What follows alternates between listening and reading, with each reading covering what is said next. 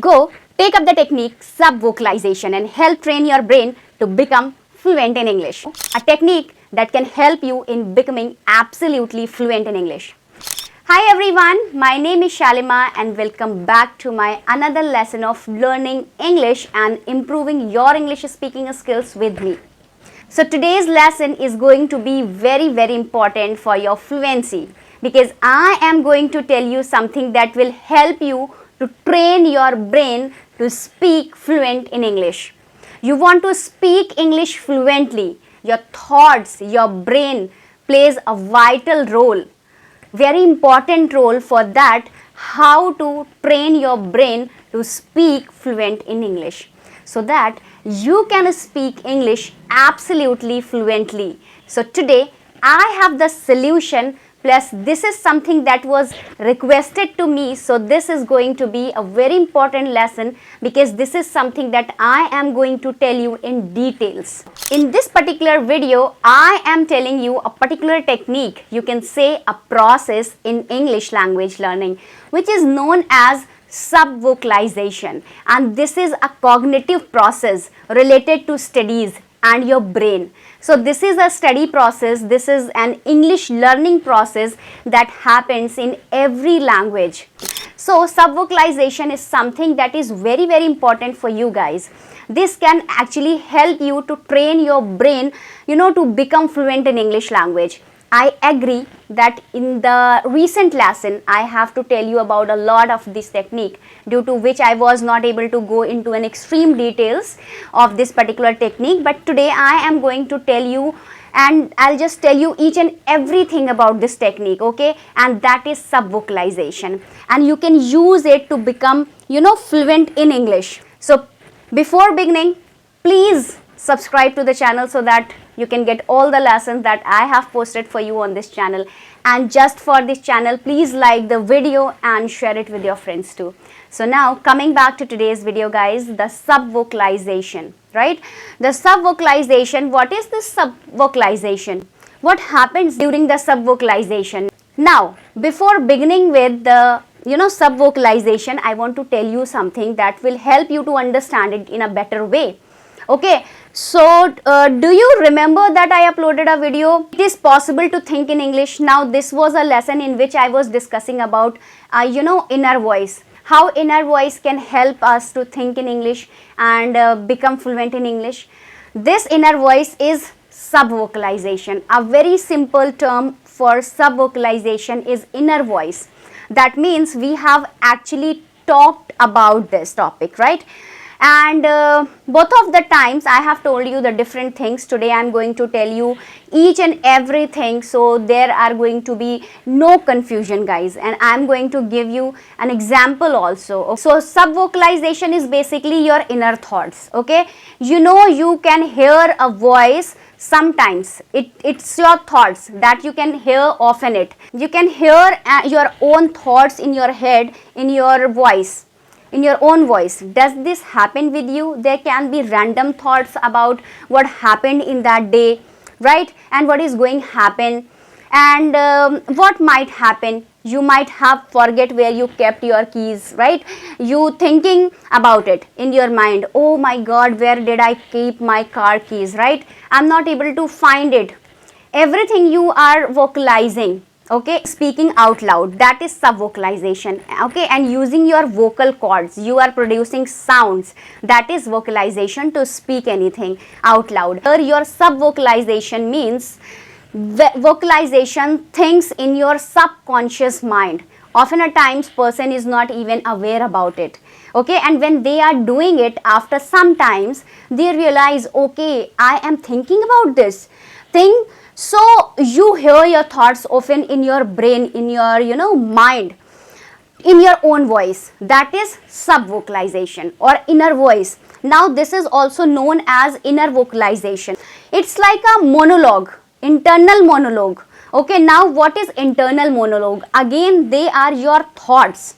If you are from your literature background, you can understand it. Monologue, it is a term. Dramatic monologue is a term when a person gives a very long speech on a stage, right? That's a dramatic monologue. Now that is used in Shakespearean's plays, right?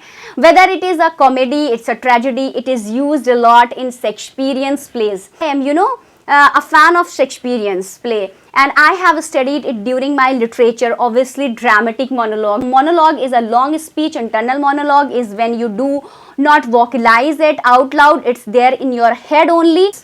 It is an internal, everything here is your, head. Nobody else knows about what is going on in your head. Nobody can hear you. Nobody can hear your voice. It's there inside you only. That is sub-vocalization, okay? That is known as sub-vocalization. Now, can you use sub-vocalization to train your brain for fluency in English?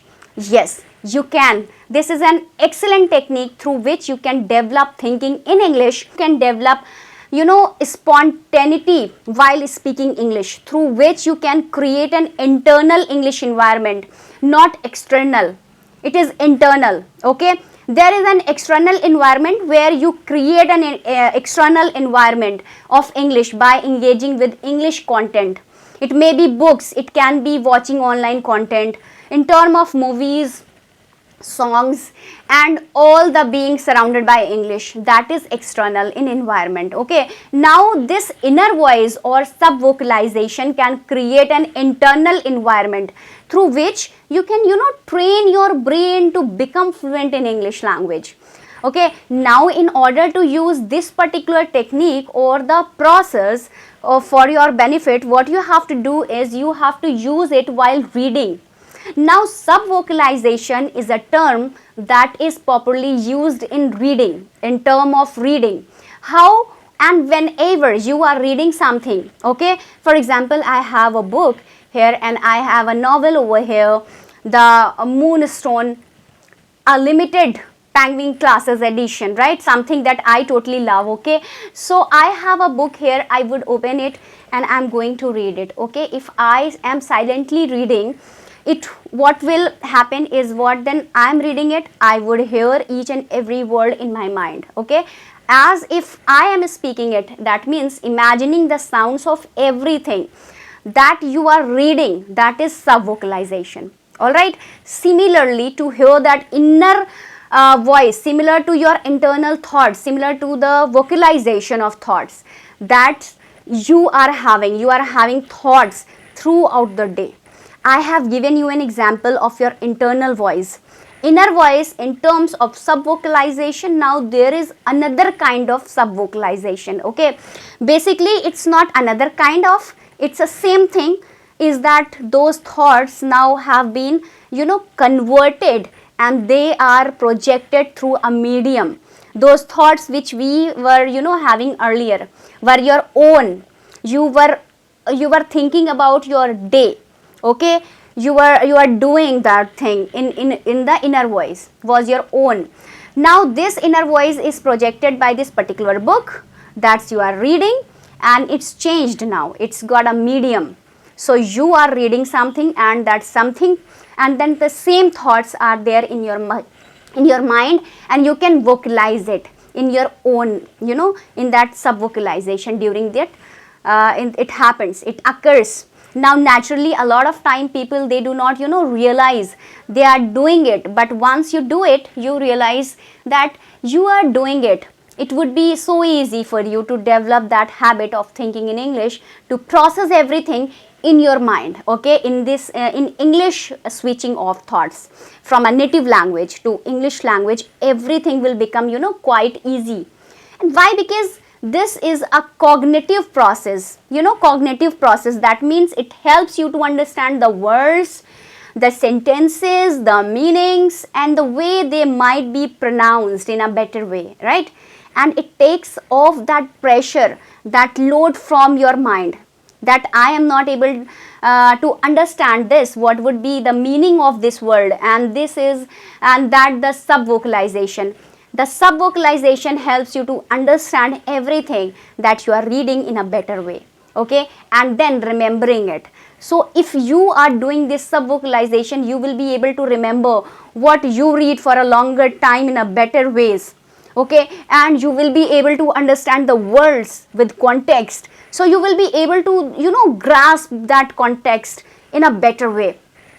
And that is why subvocalization helps you to create the internal environment.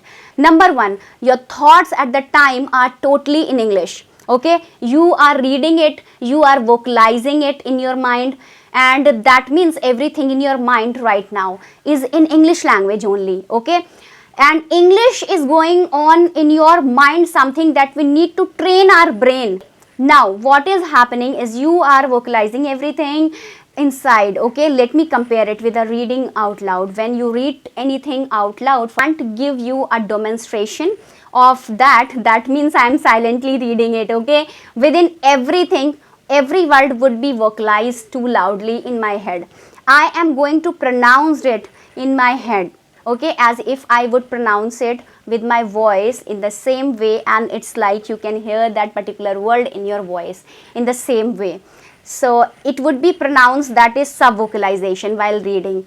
Now a lot of people think that only thinking is involved during subvocalization and reading. See, when you are subvocalizing just your thoughts, only thinking is happening, but once you combine the vocalization with reading, it's not just about your thoughts, it's just about your mind. No physical organs are involved in this, right? This is a research done by NASA.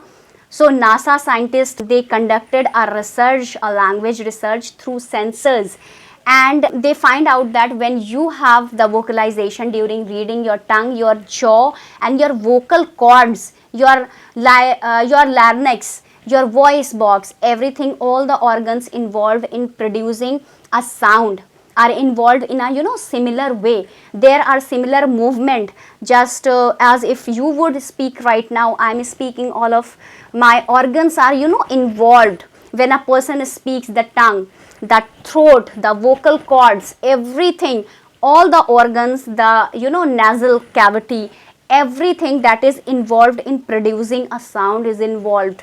Okay, during subvocalization while reading, even the reader cannot detect it, but there is move. So obviously NASA scientists, they have researched about it, they have came to this conclusion. Obviously this is going to be true, that moment. So the movement is there. That means what you are doing, you are training your brain for correct pronunciation, to your training your brain to speak it. It's as if you are actually speaking it. That means when you want to speak it, you are creating kind of muscles memory.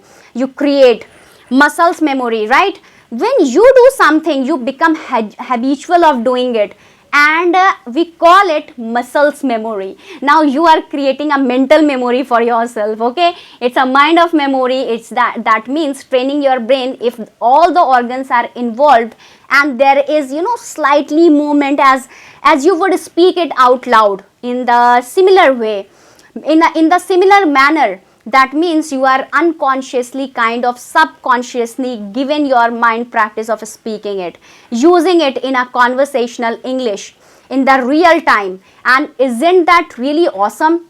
So subvocalization is a technique that you can take up and you can use it to your benefit. So while you are reading, you can do it either silently reading, or you can read out loud, or you can use subvocalization. Just a small thing that I want to tell you is subvocalization all the time is not something that I would recommend. Why? Because once you reach advanced level, for example, now you are reached C1 level, subvocalization would reduce your speed. If you want to take a reading exam, now there is a particular type of reading in exams that is known as a speed reading, right? When you have to read everything quickly, right speed, read reading, because you are time bound. That's a technique to read. So if you are focusing on a speed reading, that means you are at least at B2 levels. Okay, so even level at that time, I would recommend you to create a balance. Subvocalization is deep reading. You are reading for meaning. You are reading for the pronunciation, as if the word would be pronounced. You are reading so for sentences, sentence structures, and there are too many benefits of it. I have told you, it will helps you to remember, it will helps you to understand, and then it helps you to create a kind of memory. It's a cognitive process. and it's going on here in your mind, and it helps you a lot in a better understanding of the language, you know. But then with lots and lots of benefits, sometimes there can be a particular condition in which you need to create a balance, or you need to be really aware about it. So if you want to do speed reading at that time, I would suggest that please control how much subvocalization you are doing while reading. You have to, you know, keep a control over it, and it do not, you know, overload it. Otherwise, obviously, you can take up the technique, how helpful it is, isn't so. Go and take up the technique subvocalization and help train your brain to become fluent in English language. A technique that can help you to become absolutely fluent in English language. Now, isn't that great? And also the two videos that I have mentioned today in the video, but I have already uploaded these two videos, and you will get the link to these two videos in the description box below, and you can go and check them out, which are the related to this particular technique. And we have done today subvocalization. That is, so that's it for this today's video. Now I'm going to meet you again with a new lesson, okay, and I think that's it for today's video. And if you like the video, please give thumbs up, and don't forget to subscribe my channel. And if you are new on my channel, then welcome to my channel, and please do subscribe. So thanks for watching. Bye bye, take care.